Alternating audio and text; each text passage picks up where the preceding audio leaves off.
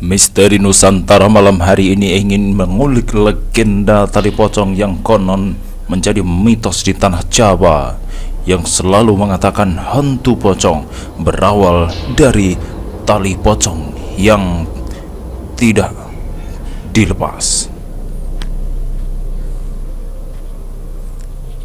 Kisah misteri kali ini datang dari Serumpet, sebuah desa di Jawa. Pak Burhan, warga desa Serumpet, adalah pekerja penggali kubur.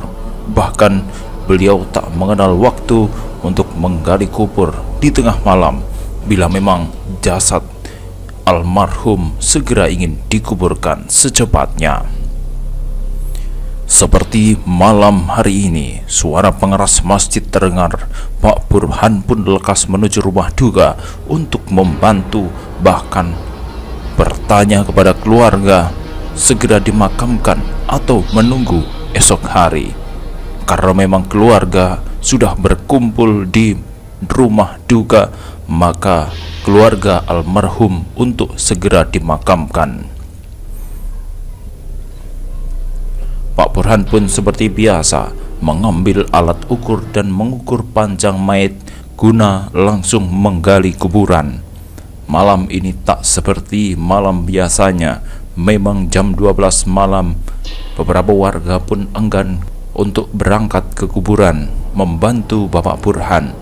Dan malam hari ini Pak Burhan hanya ditemani keluarga almarhum. Pak Burhan pun menggali hampir 2 jam hanya berdua, hingga sampai jam 2 dini hari. Pak Burhan pun ingin beristirahat. Tak lama kemudian rombongan pengiring terdengar. Bapak Burhan pun langsung bergegas membantu. Tak sadar Pak Burhan berada di bagian atas atau mayat diturunkan.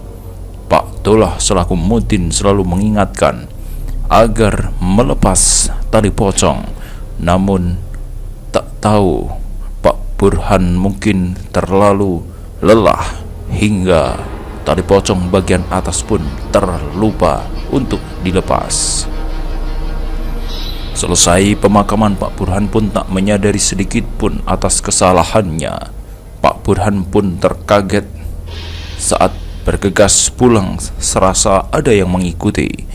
Sesampainya di rumah, Pak Burhan pun ketakutan karena dia sadar ada makhluk lain yang mengikuti hingga di rumah.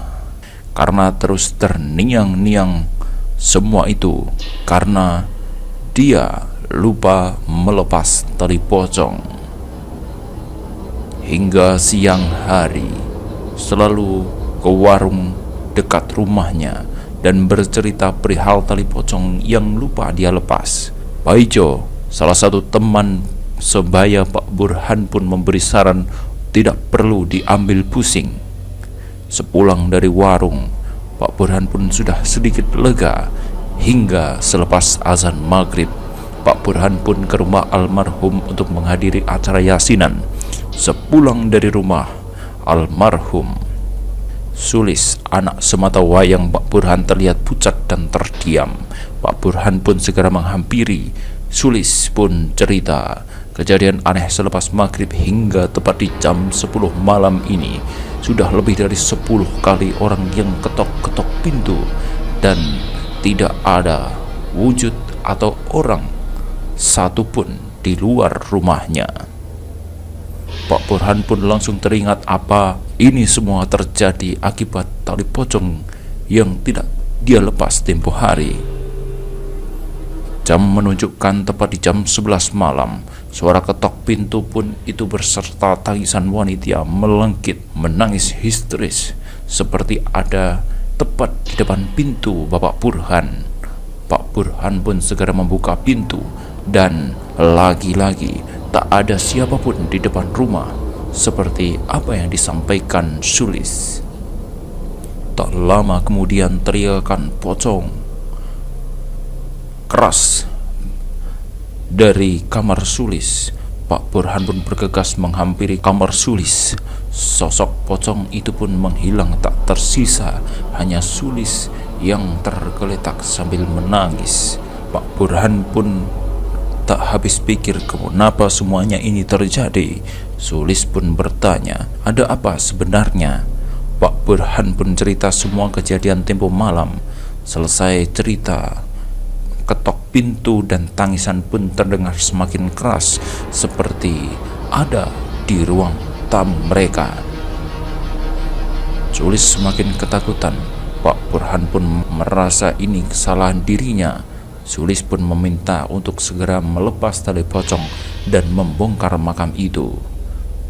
Tepat tengah malam tak mau melihat anak semata wayangnya ketakutan, Pak Burhan pun bergegas mengambil cangkul dan langsung menuju kuburan. Di tengah perjalanan, bertemulah dengan Bapak Paijo.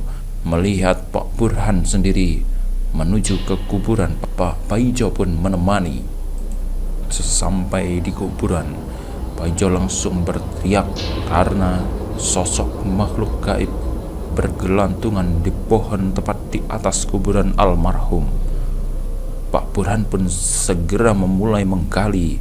Sesampainya di dasar dan ingin memegang tali pocong, Pak Burhan pun mulai gelisah dan perasaan tidak karuan.